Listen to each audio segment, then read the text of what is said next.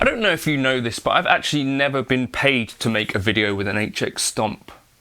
Should probably try and fix that, but I've done, I think, like 2 paid pieces of work for Line 6 that were Helix related. I did one Helix native video, and then I did one piece of work which was going and filming for the Yamaha Pacifica demo. And then I've been paid on a couple of occasions, I think Fuel, to go and chat about a Yamaha Pacifica back when that was a thing. And then more recently I've actually done like 2 pieces of work, but never anything with the HX Stomp, which actually is my favourite piece of gear in the world in terms of price to performance. And with this kind of Kemper paid upgrades thing, and like the Tone X1 and all these other new pieces of gear and gear news, I kind of wanted to look at the HX Stomp again with some fresh eyes and kind of give a few reasons that I think that this is the best value piece of gear maybe that there's ever been. Let me know your thoughts in the comments. This channel is supported by TrueFire. TrueFire is an online library of lessons from some of my favourite players. There's thousands of lessons on there. You can use the promo code JNC40 to get 40% off of any of their courses.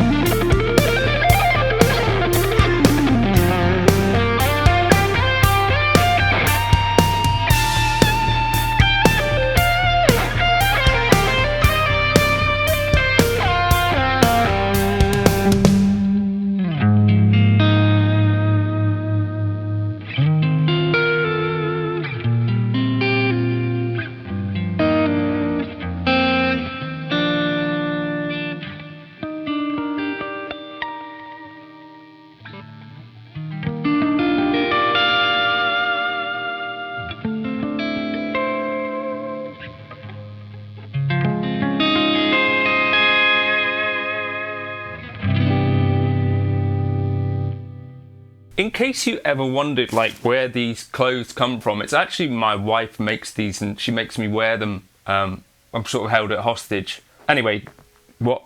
No, she's not telling me to tell you this, but someone asked on Instagram the other day what this is about. So the company is called Nemo and Crew, if you're interested at all, and it's named after Nemo, who was born missing a leg, and he has like bi-weekly hydrotherapy sessions. And the idea with this company for Lenny, it was started during lockdown, was to try and support Nemo through his life and also support her and our family. So that's kind of the idea of it. This is Nemo, the three-legged dog.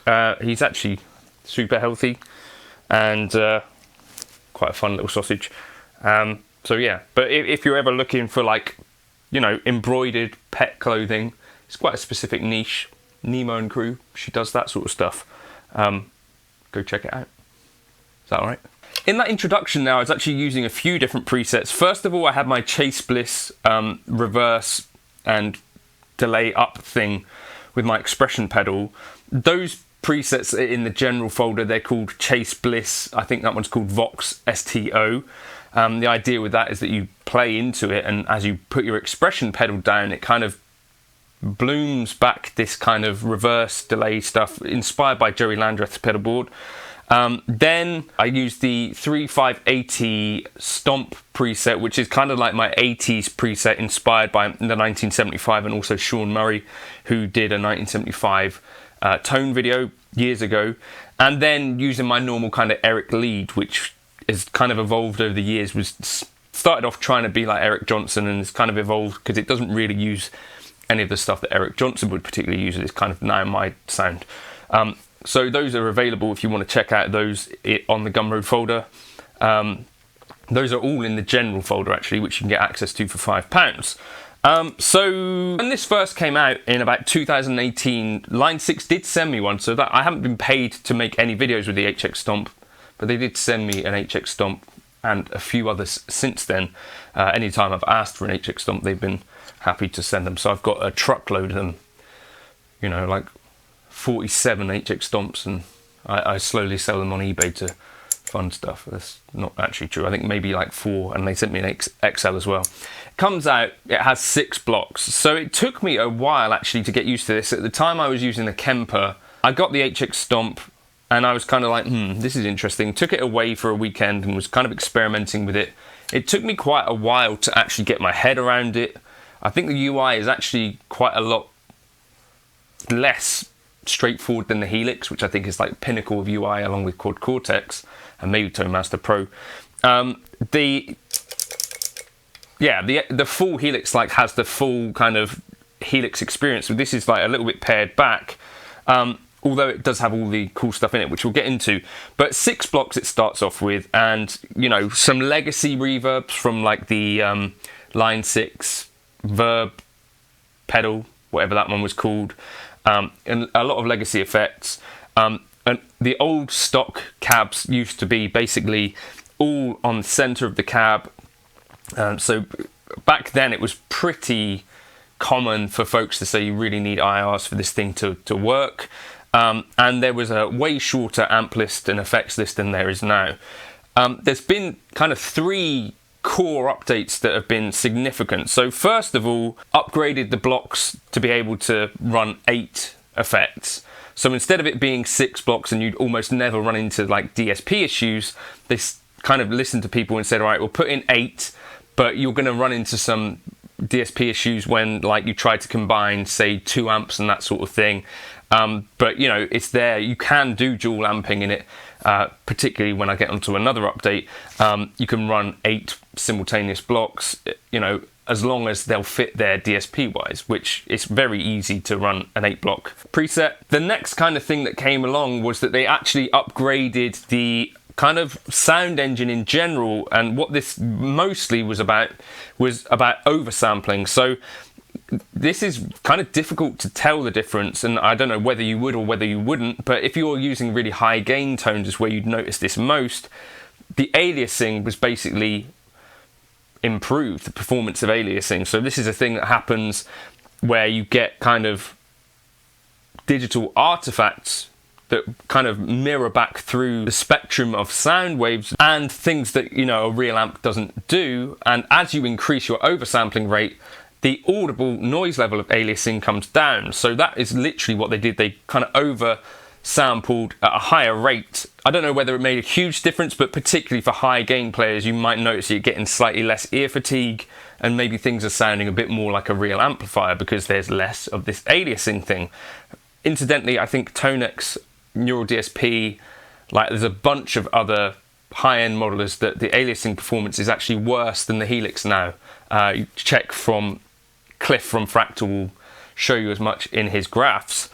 Then there was another update, the cab update. So this was huge for me because what this meant was that basically they went to a whole new IR based system with a automated like little robot, and essentially now they've got a bunch of new cabs that you can move mics around, which now doesn't actually sound revolutionary, but remember that these are all free upgrades that came along, and this meant that you could, you know, switch your mic off axis, on axis, distance away from the cone, and I just think almost everybody kind of agrees that these cabs sound significantly better than the older cabs. There are good reasons for that I'm not allowed to tell you. And not only that, but they also did some kind of processing acceleration and moved it onto a different side of a chip or something like that, which now means that the cabs take up significantly less DSP, therefore making it possible to actually do dual amping presets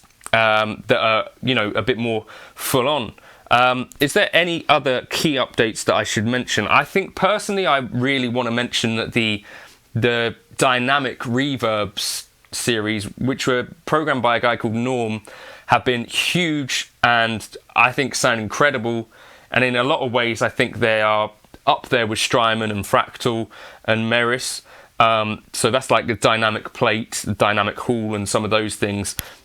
Really key stuff that was programmed by this guy Norm, who used to work at Lexicon and Digitech, I think. Not only that, there's also the pitch algorithms, which are not as easy to run on the HX Stomp alongside an amp and cab and other effects, because it kind of takes up like 50% of a DSP chip, and we've only got one DSP chip in here. But those are compared with the Digitech drop technology, and in terms of tone, I think these are there. In terms of latency, maybe not so much.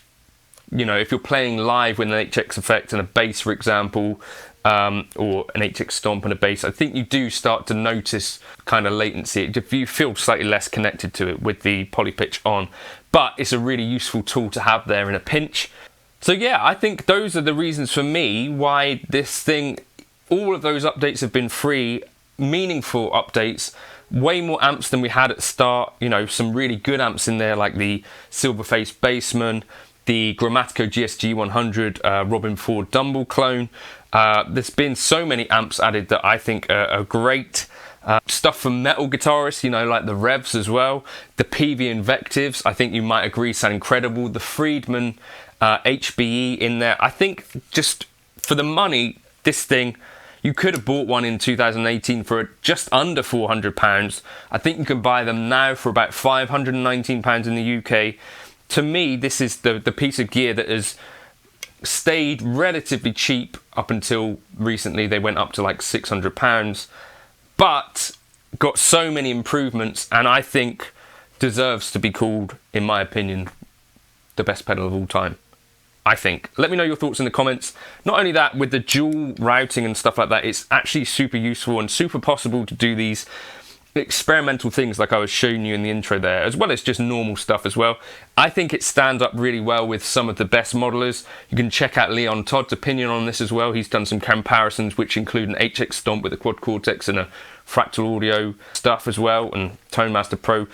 Let me know your thoughts in the comments. Oh, that's another thing to mention, the 2203, which I think is probably one of the best Marshalls in there, came recently as well. I think there's going to be more updates in the future. Watch this space. But I think we should be talking about the HX Stomp today, maybe. I hope you're having a good day. My day is not going to be good. I'm going to a funeral in a minute. But I just wanted to kind of talk about the HX Stomp in the meantime. I'll catch you in another video soon. Jump into the comments and let me know your thoughts, and also into the Gumroad folder if you want to check out those presets that I was using. No, that's another thing. Helix Native, I can create presets for this whilst this is still in the car in my gig bag. It's really nice to have access to these sounds in my DAW as well as in hardware form. That's still a thing that most other companies can't do. Good work, Line 6. Pay me to do some videos on the HX Stomp, please.